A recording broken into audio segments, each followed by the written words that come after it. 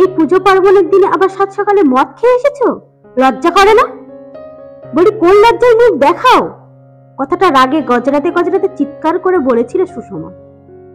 খোঁচা খাওয়া বাঘের মতো হুঙ্কার দিয়ে উঠল শ্রীকান্ত নস্কর।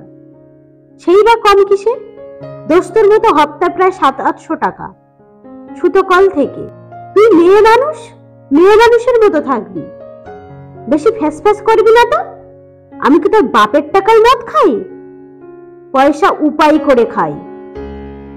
আমাকে বেশি ঘাঁটাবি না বলে দিচ্ছি। মদের তুলনা দিবি না খবরদার। বলতে আমার বয়েই গেছে। তুই মরবি অকালে, আমার আর কি। ছেলে পুলে নিয়ে পথে বসবো, তোর ছেলে মেয়েরা ভিগ মেগে খাবি। পরের বাড়িতে খুদ করে ভেঙে খাবো। কথা শোনার লোক হলে তো শুনবে। সবই তো আমার কপাল গো, না হলে এমন মুদমাতাল কারোর কপালে জোটে? বলেই ডুকরে ডুকরে কাঁদতে লাগলো সুষমা। ছেলে মেয়েরাও বড় হয়েছে, দুটি ছেলে একটি মেয়ে। মেয়েই বড়, ক্লাস 9-এ পড়ে। বাবা মায়ের এই কদর্য ঝগড়া দেখে বিষিয়ে উঠেছে তাদের মন। এর দুটি ভাই, একটি 7-এ অন্যটি 5-এ পড়ে। বাবার এই পুজোর দিনে এভাবে মদ খেয়ে মাতলামি করা তাদেরও ভালো লাগে না। সুতোকলের কাজ, কখনো ডে ডিউটি, কখনো নাইট ডিউটি। আর নাইট ডিউটি হলেই শ্রীকান্ত সকালে বাড়ি ফিরবে টলতে টলতে। তখন বাড়ির সবাই বুঝে ফেলে বাবা তাদের তৈরি হয়েই এসেছে। ছেলেমেয়েরা চুপচাপ ভয়ে জড়ো হয়ে থাকে। তারা জানে ঈশান কোণে মেঘ জমলে যেমন ঝড় বৃষ্টি হয়, ঠিক তেমনি বাবা মদ খেয়ে ঘরে ঢুকলে মা ঝগড়া করবেই। আর সেই ঝোড়ো ঝগড়া দক্ষযজ্ঞও বাঁধিয়ে দিতে পারে। আর এসব ভয়াবহ বাবা মায়ের কাণ্ড কারখানা দেখে ছেলেমেয়েরাও বিগড়ে যেতে বসেছে। অথচ সেদিকে বাবা মায়ের খেয়াল নেই। পাড়ায় বাড়িটির নাম হয়ে গেছে ঝগড়াটে বাড়ি। বড় মেয়ে লীলা পাড়ায় মুখ দেখাতে পারে না লজ্জায়। তাকে দেখলেই তার স্কুলের বন্ধুরা জিজ্ঞেস করে, কিরে, কি নিয়ে তোদের বাড়ি ঝগড়া হচ্ছিল? বাবা মায়ের মধ্যে তো দিন রাত ঝগড়া হয় তোদের বাড়িতে, তোরা থামাতে পারিস না? ছেলে মেয়েরা ঝগড়া করলে বাবা মায়েরা বকে, ভাই বোনের মধ্যে মারামারি করলে বাবা মারা মারধর করে। কিন্তু বাবা মায়ের মধ্যে ঝগড়া রাগারাগি হলে কে তাদের বকবেন? বকার যে কেউ থাকে না। তখন ছেলে আর মেয়েরা দিশেহারা।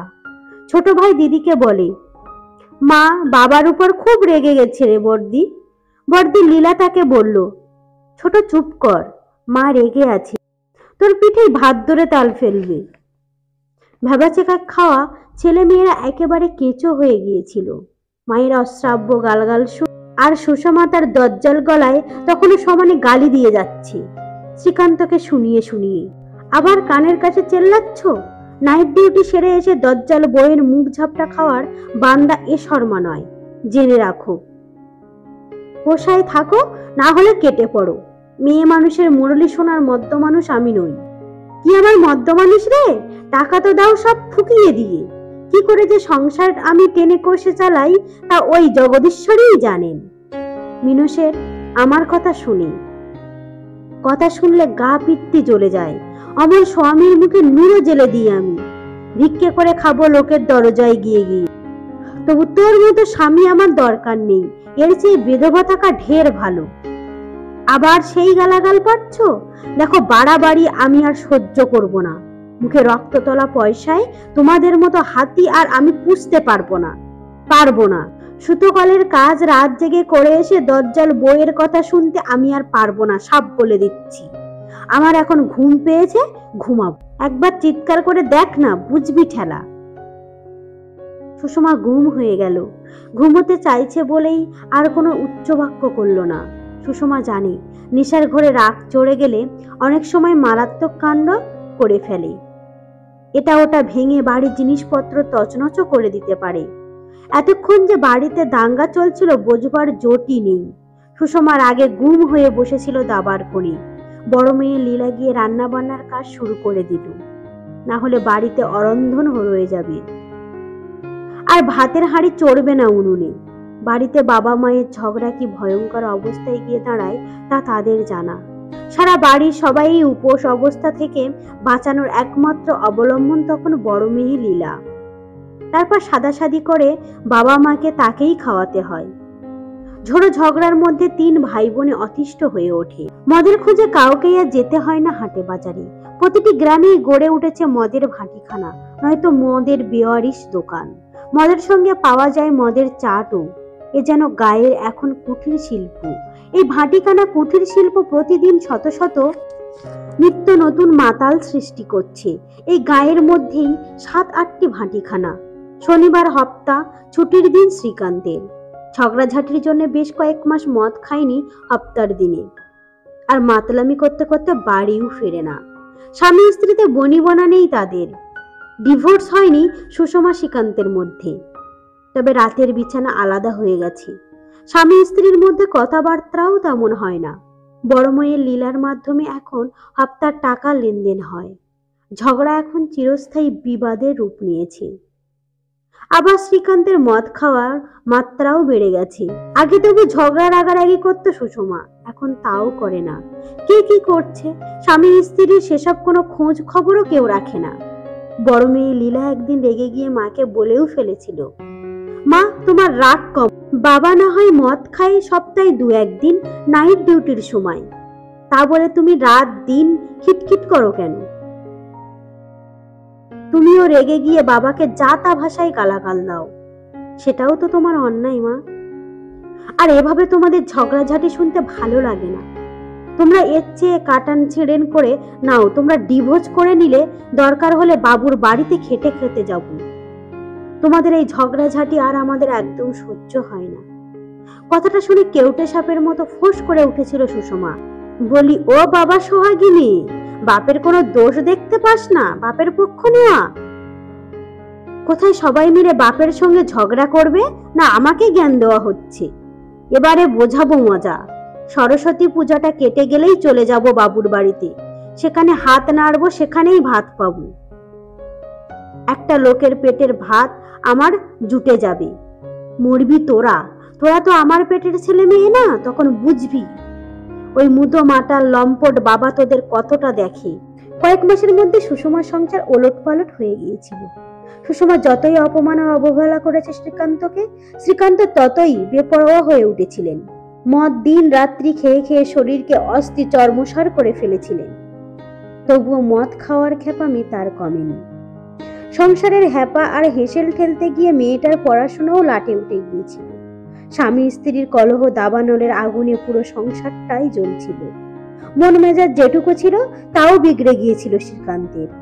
রাগে কাঁপছিল আর বলছিল শ্রীকান্ত, শালা সংসারের নিকুচি করছে। সংসারের কথা ভেবে ভেবে হাড়ে আমার ঘুম ধরে গেছে।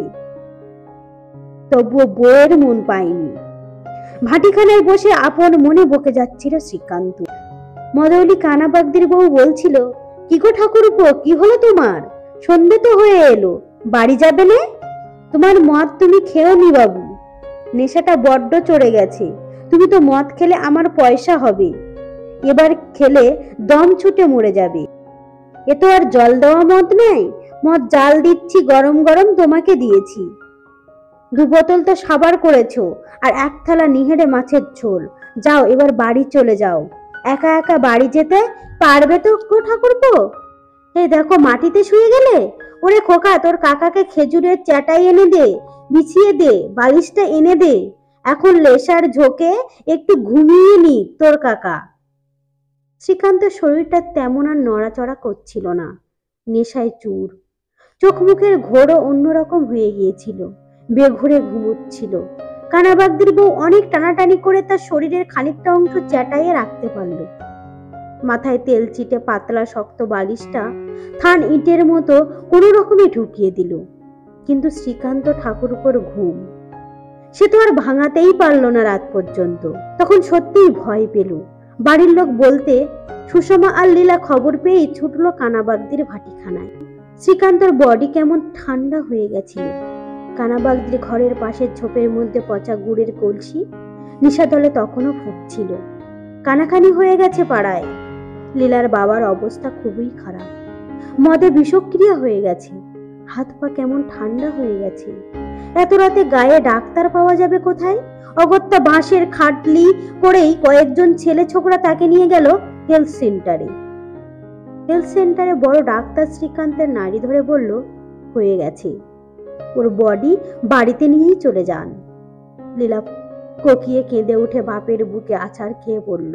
সুতো কাটা ঘুড়ি গোদ খেয়ে যেভাবে পড়ে ঠিক সেইভাবে উবু হয়ে বসেছিল সুষমা, পাথরের মতো ছোট ছেলেকে বুকে আগলে ধরে। শ্মশানের বন্ধুরা এসে গিয়েছে প্রধানের জ্বালিয়ে দেওয়ার সার্টিফিকেট নিয়ে। তারা খাটলি তুলল, বলো হরি হরি বল, বলো হরি হরি বল, বলো হরি হরি বল।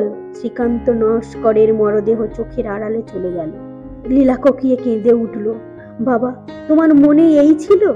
সুষমা পাথরের মতো নির্বাক, চোখে মুখে শোকে ছলছল করছিল যন্ত্রণার ভয়াবহ অশ্রু। তখনও শোনা যাচ্ছিল, বলো হরি হরি বল। চারিদিকে তখন ঘোর অন্ধকার। গায়ের মাটির রাস্তার মোড়ে কুকুরগুলো তারস্বরে চিৎকার করছিল না কাঁদছিল কে জানে।